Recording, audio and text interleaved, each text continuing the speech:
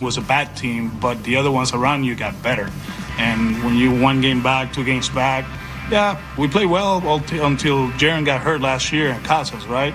But that was it. We didn't have more, right? And we'll see what happens in a month and a half.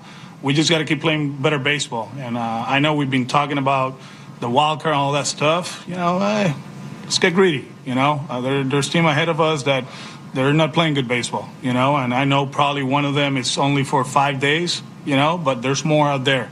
And I think this brand of baseball, we can maintain the way we're playing. And, let's not settle for the third wild card. Let's go higher and see where the season takes us.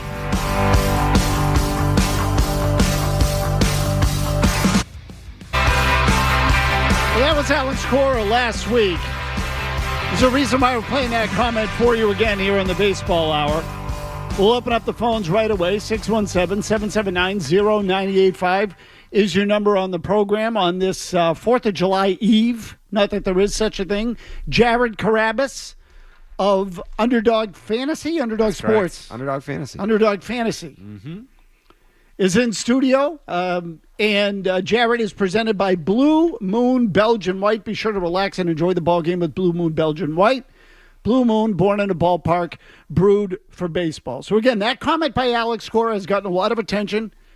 Cora calling for, says about the team, let's get greedy. We can maintain this level of play. Jimmy Stewart, I'm putting you on the spot here. Can we play like the first? How long is that whole cut, Jimmy? So like a minute? It's about a minute or so. Okay, let's play like the first 25 or 30 seconds, if you would, again, because I think it's important to play this part of it, and I'll tell you why in a minute. Go ahead. I can walk you through the trading deadline the way I see it, right? Like, there's three ways you can go, right? You buy, you sell, you stay put, and when you stay put, well, there's going to be teams that they added, right? And they're going to be better than you. It's not that your team was a bad team, but the other ones around you got better. And when you 1 game back, 2 games back, yeah, we played well until Jaren got hurt last year and cost us, right? But that was it. We didn't have more, right? And we'll see what happens in a month and a half. We just got to keep playing better baseball. Jimmy, let's stop there. Okay, I want you to listen to that part of it. We were doing fine last year. Jaren got hurt, and, we needed more. We didn't have enough. Okay? So listen, just keep that part in mind. And I mention that because this all goes back and forth with something that Craig Breslow had said just a few days prior to that when Breslow went on a broadcast with Dave O'Brien of Nesson and was asked during the game about what the Red Sox were going to do at the trading deadline. The Red Sox were in the midst of a hot streak there that was certainly, with probably their best stretch of baseball of the season, given what the opponents were. 2 out of 3 against the Yankees, 2 out of 3 against the Phillies. And then Breslow said this. We're currently still evaluating. We may have been having a very different conversation 2 or 3 weeks ago, but it's a credit to these guys who have shown up and played and shown a ton of resiliency, battling injuries, overcoming lengthy, trips on the IL. And, it's a credit to these guys. Obviously, we have to figure out what lane there is to pick come the deadline. But, I think there are a ton of, Alex talks all the time about the great vibes around the team. And, I think we're here to enjoy those and keep pushing guys forward. Okay, now again, I may have gotten the timeline a little jumbled there. I think Breslow actually said that first, and then Cora made his comments second. Yes. Okay, so Cora's comments almost seem like in response to Breslow's comments. And Jared, thank you for being patient, just while I set the scene here a little. I'm here. Okay, Chris Cotillo of Mass Live spoke with Cora yesterday down before the game with the Marlins in Miami. And Cora said to Chris Cotillo when asked about the comment that he made with regard to the trade deadline and let's get greedy, Cora says, we're not winning games to put pressure on the front office. We're trying to win games to make it to the playoffs. There's this idea that we have to put pressure on them, meaning the front office. No, we want to win because we want to win. Whatever happens in 3 weeks or a month is going to happen. Our goal is to win each series, to win every game. That hasn't changed. It just happens that now people are going to start talking about it because it's July. End quote. So you tell me, did we misinterpret what Alex Cora said a week ago when he says, let's get greedy and, let's shoot for the division? Or did we just interpret it a certain way because we know the history between Cora and the organization in the last couple of years? We interpreted it correctly at the time, and the Cotillo comments there about, oh no, like we're winning just to win. Like, no, like you do, and Alex knows this, you do have to force their hand, because when you listen to the Craig Breslow comments from, I believe that was Monday, last Monday, and I think the Let's Get Greedy was probably before we came on the air last week, so I think it might have been Wednesday. To borrow a line from Alex Cora, I do believe that he loves that phrase. He does. He uses it a lot. He says, honestly, and I do believe, Alex, I do believe that you do have to force their hand, because when you go back to the Breslow comments last Monday, everything, and you interpret it the same way that I did, everything that Breslow was saying without saying was, we're sellers, and 2.5 to 3 weeks of good play is not going to veer us off that course. But now we're at the point where, you know, when Cora comes out and says this brand of baseball that we're playing is sustainable, I do believe that. It is sustainable. You can continue to win at the clip that they've been winning at if you add at the trade deadline. I don't believe that it's sustainable if they don't add, because when you look at the strength and the backbone of this team, yes, like they've had very good offensive performances. Some guys, you can say that they're overperforming, but I think it would be more fair to say that they're taking a step forward. Is it like this is what they're supposed to be? Maybe the overperformance offensively is someone like Connor Wong, but I look at someone like Wilyer Abreu, and this is who he's supposed to be. This is who they wanted him to be, and he is. But I look at the pitching, and where they've sort of had these hiccups is Cutter Crawford has needed these days of rest. His last 3 to 4 starts, they've built in these extra off days. The most recent one was a rained out game where he got some breathing room. Bello, he's gotten some extra days. Houck has now gotten some extra days. So you're getting the bulk of your rotation, pretty much your entire rotation. The innings have piled up. They are already at a point where you're getting career highs in innings that you're going to just almost double up their previous career highs for almost your entire rotation. They need to add to this rotation if the plan is to contend and make the playoffs, which if you ask Cora, that's the plan. If you ask Breslow, I don't know if that's the plan. I don't know if it's like, hey, like we're going to try and go for it here because this team can make the playoffs if we add a starter or two or an infielder or a middle infielder so that Rafaela can pick a position. Okay, independent of whether or not we know that that's the plan or not, do you think it's the plan? What do you think their plan is? I don't trust that it's the plan. Okay, so you're afraid that they're going to sell.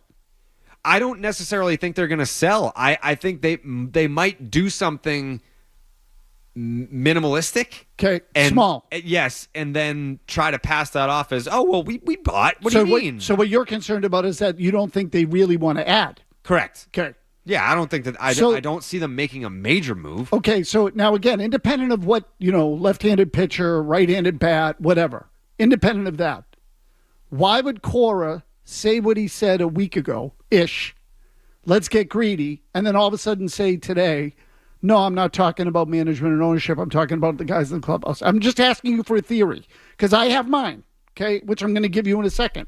But what happened in between to change that? Probably some relationship building there where it's like, hey, you are putting the pressure on us so that if we don't do something, now we're going to look like the bad guy. And guess who's going to still be here next year to pick up the pieces of us being the bad guy, and you'll be somewhere else and you won't have to deal with that perception. That'll be us. So someone went to him. Maybe. I don't know. I don't know. Or he internally to himself said, I feel bad. I'm going to walk that back a little. Maybe. Okay. But why else would you change up your tune like that? Because my theory is someone knocked on the door somehow. When I say knocked on the door, confrontation. Yeah.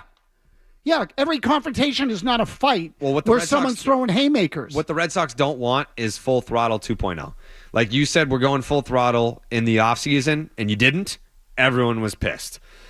Now, if Alex Cora is saying, let's get greedy in reference to the trade deadline, and then you don't do something big, well, guess what? You just let us down again. So it's full throttle, let's get greedy, and what do you have to show for either of those instances? Okay, but again, Cora will not pay the price for that. The organization will. Correct. Okay, so I think that, to me, Jared, I'm just giving you my 2 cents. None of us knows what the hell happened exactly. And even if they told us about what happened, they're going to leave out details about what really happened.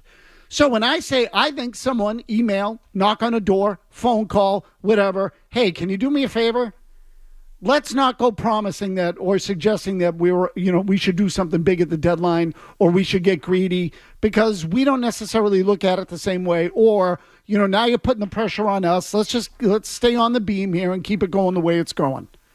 Okay, fine, no problem. Okay, sorry about that. I'll walk it back when I get a chance, etc. Now they're in Miami. There's no media down there. There are 2 members of the traveling party for the Red Sox, which is a story unto itself. 2 people traveling the team on the road. And I know that it's been low for a long time, okay? But I think usually they have a couple more than that, 3 or 4. 2 people. Peter Abraham of the Globe is down there. Chris Cotillo of Mazz Live. That's it. So now Cora's got the opportunity to talk to someone one-on-one. Doesn't even have to do it in his pregame media with Jemai Webster there or whoever else. It's just one of those 2 guys, and he's able to have a stable, controlled conversation to get the message out. So I'm just giving you my 2 cents as to how it went down. Okay, so I think it was something like that. Cora heard the comments from Breslow on the broadcast. Sorry, spit it out. It's the night before 4th of July. Cora heard the comments, said, well, this isn't good. It's going to be the same crap it is every year. We get to the deadline, we're in it, they don't give us help. If Cora was talking about his own team, and this gets back to the part I wanted to play again. Jimmy, let's just play the section I asked you to replay, the last 15 seconds of it. Okay, the last 15 seconds. Listen to this. Go ahead. They added, right? And they're going to be better than you. It's not that your team was a bad team, but the other ones around you got better. And when you 1 game back, 2 games back, yeah, we played well until Jaren got hurt last year and cost us, right? But that was it. We didn't have more, right? And we'll see what happens. We didn't have more. Meaning we need players. We need players. That comment, we needed more. We needed more talent. We needed more help. We needed bodies. He's not saying we needed to play more. He's saying we needed players. We needed depth. The season builds up on you. This is what the trading deadline's about. The other teams add, they get better, we don't. He's talking about adding players. He's not talking about emphasizing to his own guys, hey, let's get greedy. No. That message was directed. And listen, I'm not calling Alex Cora a liar. I'm just saying something happened where he had to walk it back, because we all know the story with Cora. His contract's up at the end of the year. He's been frustrated and pissed off that at the last couple of deadlines, the team's been in position to make a run at the playoffs at a minimum. Maybe not a championship, but they haven't added. They left him there hanging both times. It carried over onto the field. Now he realizes, probably because someone called him or sent him a message, that he's setting the stage for them to again be upset at the deadline if they don't do anything. So now he says, well, I was talking to our own guys. My job's to keep them on the rails, keep them on the beam. And the rest of the comments that he made to Chris Cotillo were to that effect. We need to make sure that what happens at the last 2 deadlines does not happen again. Those comments are in the story. So that is Cora walking it back a little bit because someone probably said something to him. And again, I'm just giving you my 2 cents, Jared. I'm not telling you I'm right. But the idea that he was speaking to his players and not to management, I don't buy it. I don't buy it for a second. So the Red Sox are in a tough spot. And when I say the Red Sox, I'm talking about ownership and management. Your fan base does not believe in you. Whether Alex Cora is buying in or not, your fan base does not believe in you. That's on you. That is not on Alex Cora. That's on you. And if you want your fan base to believe in you, then you have to act like you believe, which they don't. 617-779-0985. Back with more from Jared Carrabis of Underdog Fantasy when we come back.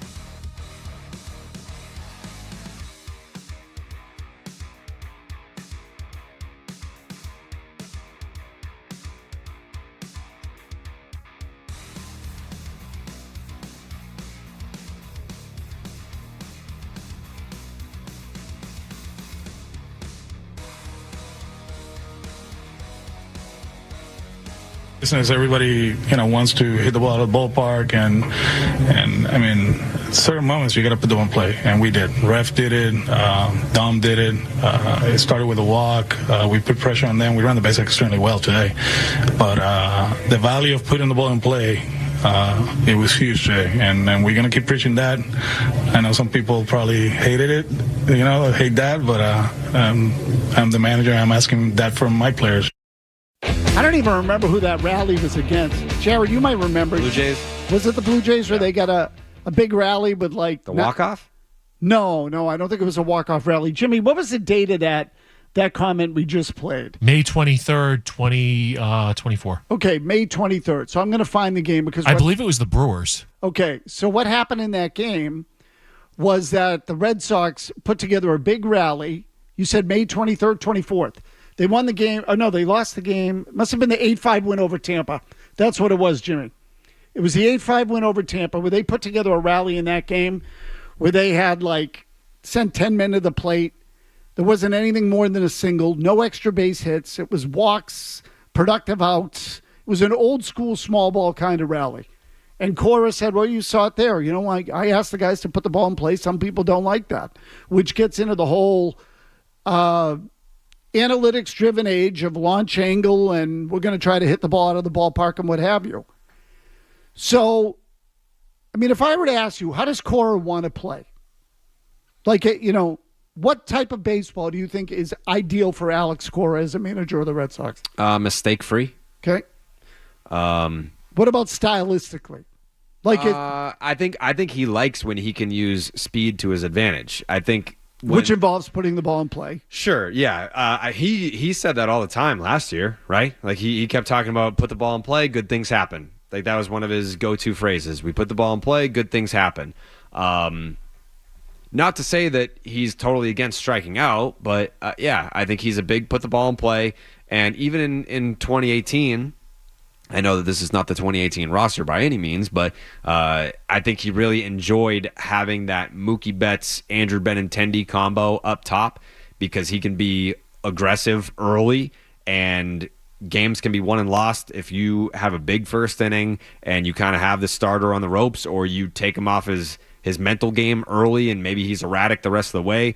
that's kind of, to me, an Alex Cora team where you set the tone early, you're aggressive on the base paths, and obviously the Red Sox don't have the talent of a Mookie Betts or a 2018 version of Andrew Benintendi, but they do have guys like David Hamilton and even like a Romy Gonzalez and a Jaren Duran who can get on base, and when they're on base, you're creating havoc. Like that's kind of the brand of baseball that they've been playing. I mean, to me, like if we go back and look at that 2018 team, and it's easy to say that they were loaded and nobody expected 108 wins. No. Okay, nobody thought they were going to be that good. It was the 2017 team, and they added JD Martinez, basically. Because they were short on power on that team. They needed some thunder in the middle of the lineup. They went out and got Martinez. They got dusted obviously they were playing the Astros in 2017, but they got dusted in the playoffs in 2017. And then they added one dude, JD Martinez, and then off they went to 108 wins. And they changed managers. Obviously, they sure did. Right? So that was a significant part of it, too. Here's what I'm getting at, Jared.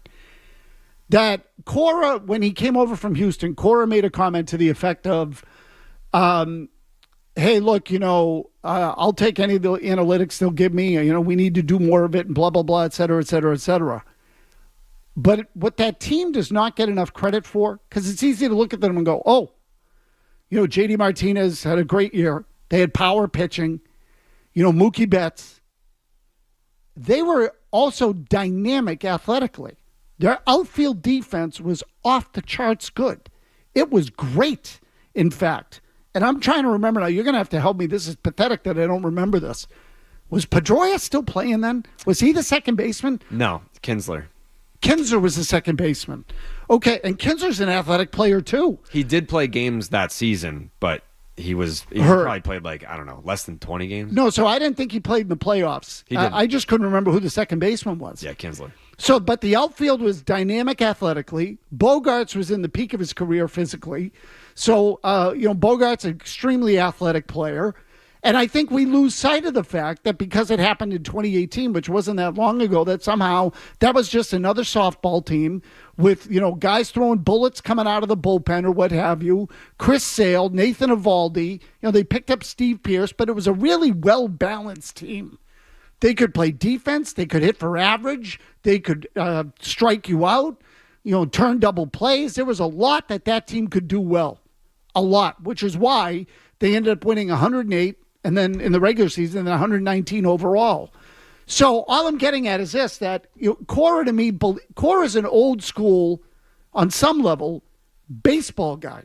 He's young, so he's not 65 and smoking cigars and, spitting chaw all over the place. I mean, but he believes in sort of the variables in the game. You have to do a lot of different things to win. Do you think the Red Sox organizationally are still stuck offensively on in other words, does his philosophy fit with the organization? Yes and no. I don't think the Red Sox have an offensive philosophy. Up top, I think Cora does, but his philosophy has to change and adapt with each roster that he's handed because you can't just go out there and be like, hey, we're going to bludgeon this team to death with this roster. It's not the 2018-2021 roster. It's completely different. So you have to find different ways to score runs. You have to put players in a position because, for the longest time, we were talking about Tristan Casas being a leadoff hitter for this team. I think Duran has found his spot, but 2 years ago, 2022, the idea that Jaren Duran would be a dynamic leadoff hitter for the Boston Red Sox was unfathomable. People wanted him gone. They were like, yeah, this guy can't play every day in the big leagues. So every year he's tasked with, how do I put this team in the best position to score as many runs as we possibly can, which is, with this, I guess, roster, it's no small feat for him to be able to do that. And he's done it. No one is looking at this team being like they're offensively inept. So yeah, it's a credit to Cora. If I were to ask you, and I'd be eager to see what fans had to say about this too, but we're now more than halfway into the season, and if I were to say to you, what is their offensive identity, what would you say? When Duran goes, the Red Sox go, pretty much. Who's their big bopper after Rafi? Casas isn't here. I think he'll be back in the second half, but it's kind of just they have to speed you to death. That's the way that they do it. So that's the word I would use. Yeah. Speed. Yeah. I never in a million years ever thought I would describe the Red Sox this way. But if you ask me what is their offensive identity, I would say it's speed. Sure. That they are they're 9-1-2, if you want to start with Rafaela, Duran, Hamilton. Might be as fast or faster than any team in the big leagues. Not Red Sox speed. Like I was joking last week that, when you were a young guy, you'd go to a bar and you might describe someone as a Boston 6. Yeah. Okay? Well, this isn't Boston speed that we're talking about in the Red Sox lineup. This is big league, legitimate, like world-class all-star speed. Their guys are fast. Rafaela can run. Duran can run, and Hamilton can freaking fly. All three of them, in fact, can fly. Romy. Right, another one. I mean, so this is how they should be playing because this is what their greatest asset is, which I kind of like because it's different. But I do think that I do believe that there is a portion of the analysts that look at the Red Sox and say, well, that team doesn't hit enough home runs. There's not enough of a launch angle approach and et cetera, et cetera. And I kind of like it. You brought up Duran, who I want to touch on. I want to ask you some stuff about him. Sure. And I do want to ask you also about Brian Bello, who's pitching tonight, because I've come to a conclusion with Brian Bello that really, if you're a Red Sox fan and a Bello fan, should kind of alarm you, because to me, the way he's losing is horrifying. Horrifying. Kevin Majori will get you caught up on headlines. We'll get to all of that next. Sports Hub headlines.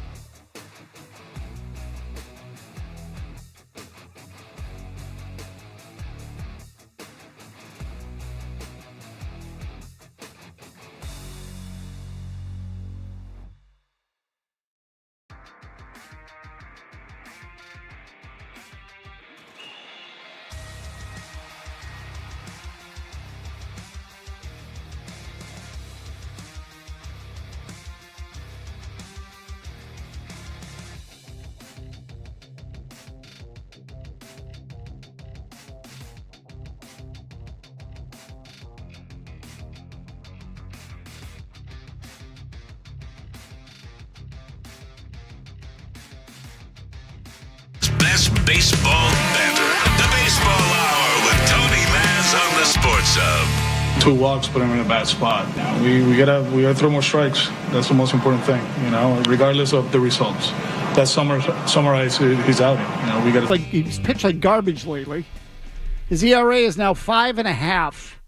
Let me just double check that. I want to say it was 5.55 if I'm not mistaken, or It something is. close. 5.55. 5.55 exactly.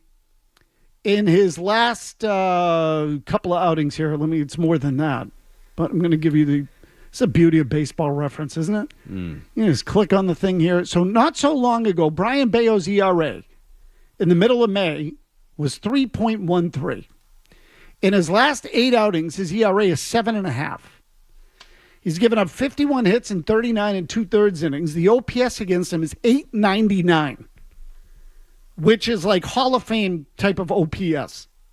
He goes out to the mound tonight. So, Jared, you tell me, what's at stake with Brian Bello? I think if he turns in a real stinker tonight, then now you're talking Worcester.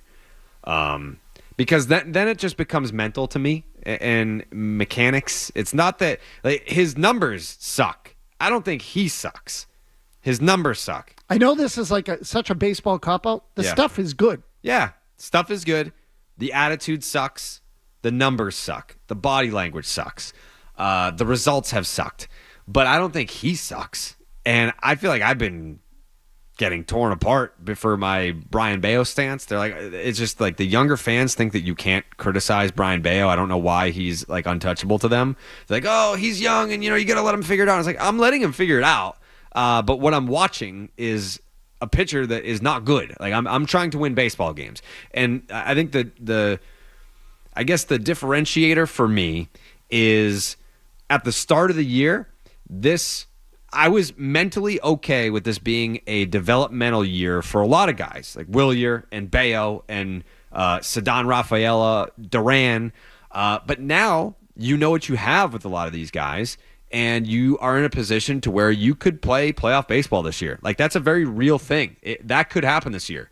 So with Bello, tonight's a big start for him. And for me, if I'm the Boston Red Sox, given the sample that we now have here and the criticisms on him before even this season, he doesn't strike enough guys out.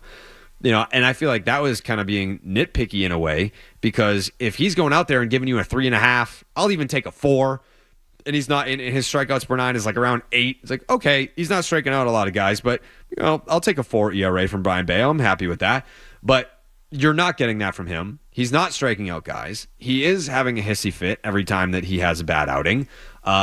And if you can't handle the Miami Marlins lineup, if he goes out there and goes whatever, 5 in it, because the other thing I've noticed about Cora and Bello, he's riding him like he did to Eddie.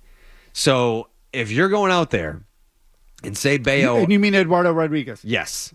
Say Bello goes out there and in the 3rd inning he gives up 5. And then in the 4th inning he gives up 2. So now it's 7 earned runs through 4 innings. He's going to send him back out there for the 5th. And maybe the 6th too, depending on how many pitches he's at. Figure this out. Yes, you're gonna learn. You're gonna learn. You're not just gonna get your ass kicked and hit the showers. If you're gonna put us in a spot where a win is unattainable, go out there and give us some innings. Yeah, you're gonna wear it. I'm not gonna let you off the hook, and you get to go home early tonight. We're not gonna protect your ERA in the season. Yep. We need. You're gonna do the damage to yourself, and Yep. you're gonna figure it out. Yep. I Get the love outs. that. Yeah. Oh, I love that. That's old school. Oh, I love that. F you, just because you suck, I'm not pulling you. Yep. I'll lose the game tonight just to make a point. And that we've already seen that. Love that. His most recent outing. I love that. Yeah. So let me tell you what I'm worried about with Bello.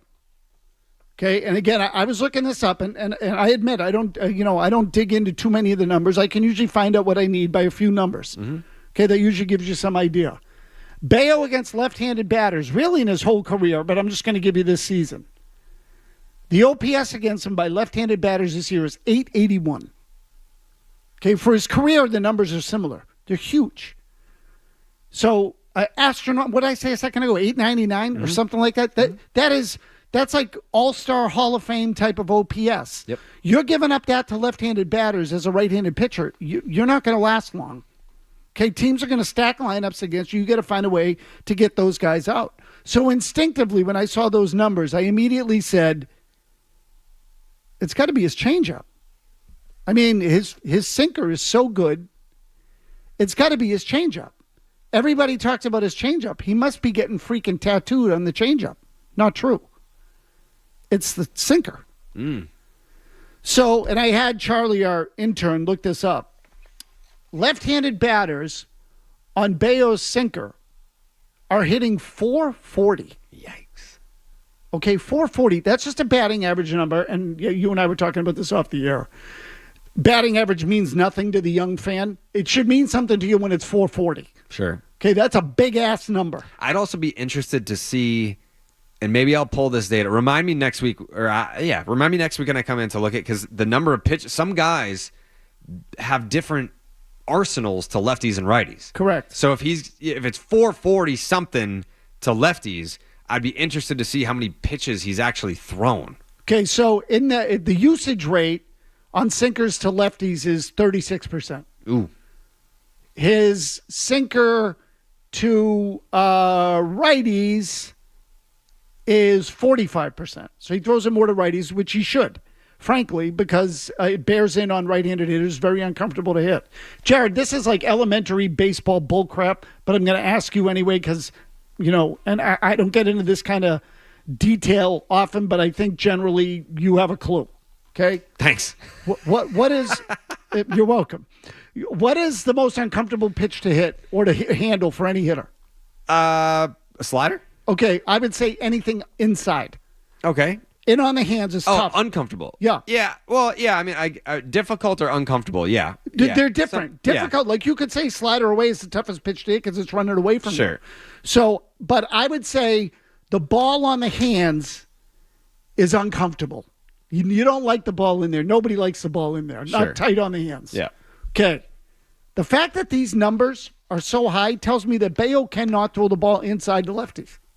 So, I mean, if Pedro is his mentor, then I mean that's how Pedro lived. He was in your kitchen all day.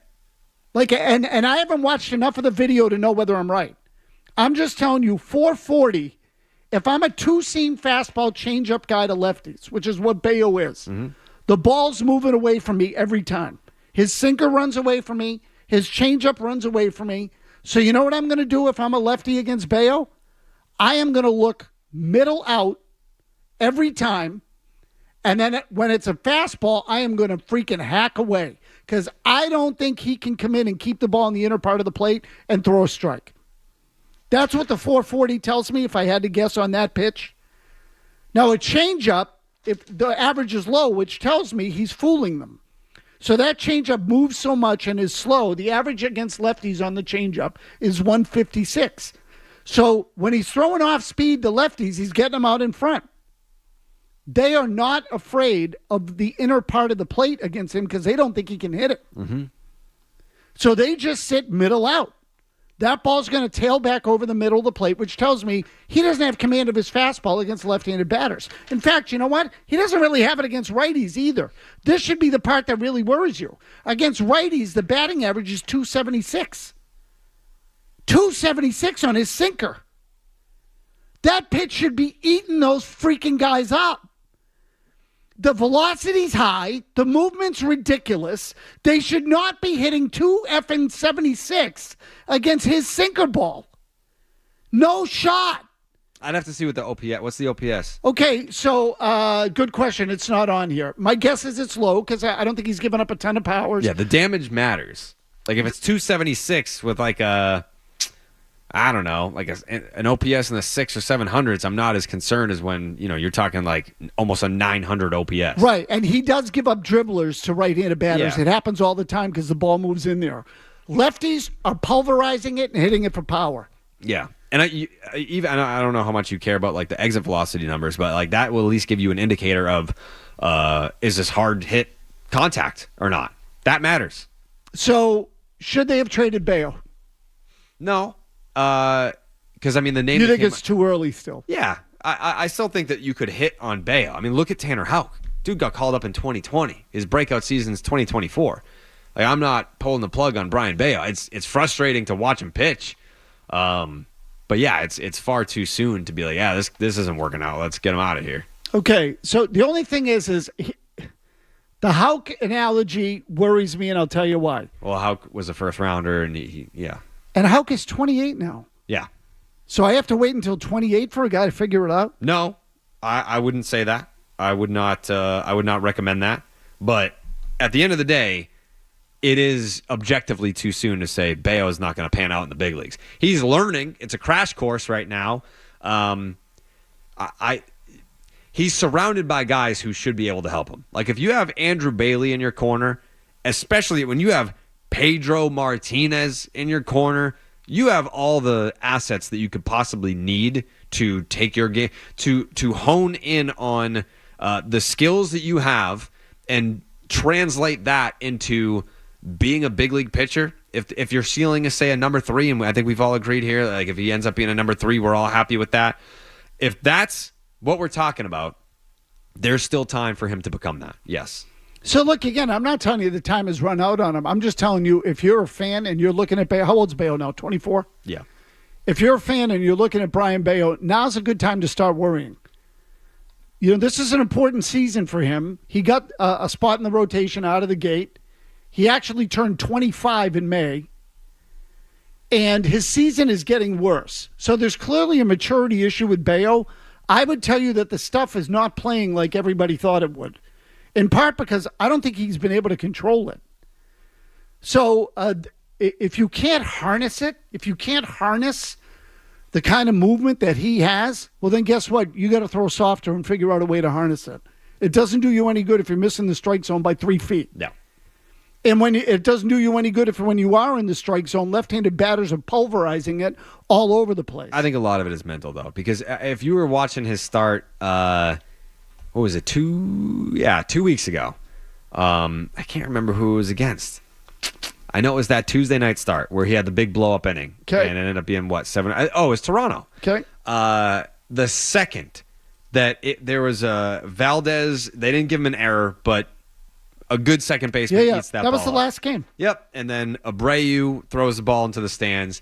The second that the bases are loaded and it's not his fault, He caved. melted. Absolutely melted, and it could not have been more predictable. So I think a lot of the issues with Bello, they feel at the root of it, mental issues. Okay, so I would say that the mental issues take him from being mediocre to bad. Sure. That's how I would put it. I think it's a focus thing. So I'm worried about focus is part of it, but again, this is something that's hard to measure. Composure is the word. Yeah, the ability's there. He's got the ability. But if he doesn't have the ability to control his emotions and harness his stuff, he's useless. He's useless. And not only that, even if you wanted to trade him now, his trade value is plummeting, which is a different story altogether. First 2 batters have reached in the first, Tony. Is that right? On Knox. Yep. Okay, great. Yeah. I want to get to Jaren Duran, Please. whom I feel like I've done an injustice to. And by the way, can I just tell you that those Brian Bello stats we just gave you are the Between the Lines baseball report brought to you by Corona, the official cerveza of Major League Baseball, with what to watch out for during tonight's game. Enjoy the finer life of sports with Corona. Must be 21 plus. Relax responsibly this July 4th weekend. Corona Extra Beer, imported by Crown Imports, Chicago, Illinois. We'll be back to get Jared's thoughts on Jaren when we return. Stay tuned for more of the Baseball Hour on the Sports Hub.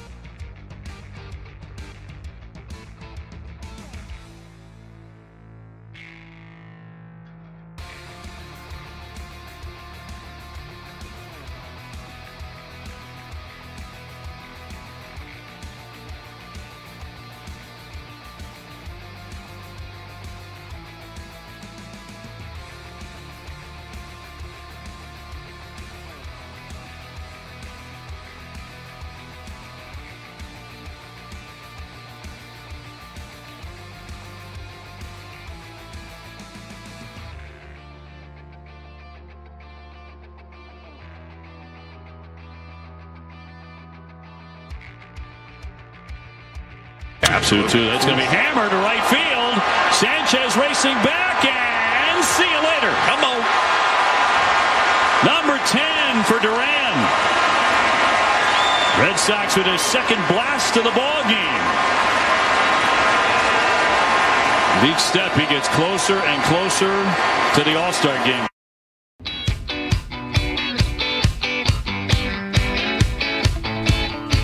Home run by Jaren Duran last night. I mean, Shohei Ohtani, et cetera, et cetera.